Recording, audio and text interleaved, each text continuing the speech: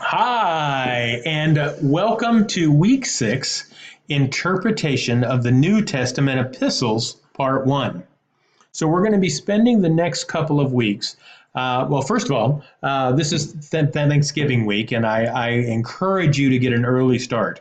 We have a lot going on this week, and I want you to make sure to be able to have time with family, but by the same token, we have to stay on schedule. So my encouragement is that you work your schedule a day ahead, so perhaps you can get your discussion post in on Wednesday, but just to allow yourself time to relax with family on Thursday.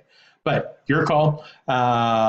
This week we have assignment 6.1, which is a paper to evaluate the English grammar of Galatians 6:12 through 16.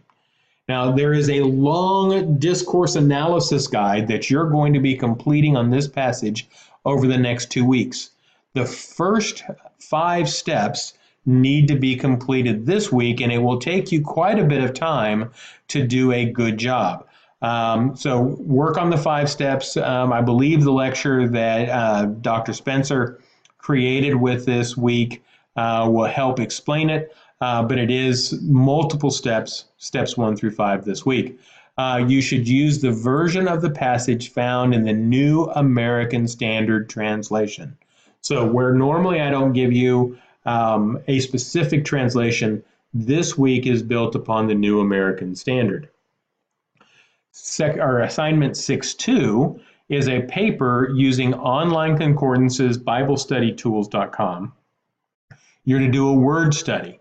Look up all the instances of the word circumcised and circumcision in the Pauline epistles and list them in a table. So you're going to look up the Greek word for circumcised and circumcision and look for every place that Paul uses them in his epistles and list them. Evaluate the word as it is used in Paul's writings with a particular emphasis on its use in Galatians 6. Now, to be able to truly understand this, you're also going to need to back up and look at the words circumcised and circumcision in the Old Testament and see how that word was used and what it stood for in the Old Testament, and then a solid paper, including an introduction, a body, and a conclusion, is going to evaluate how Paul takes this idea of circumcision and then alters its meaning in the New Testament. Finally, you also have a discussion post. Having completed your analysis on circumcised and circumcision, meaning that you need to have already looked through how that term is being used, discuss the following question. What significance has the physical act taken on in the context of the Pauline Galatians chapter 6?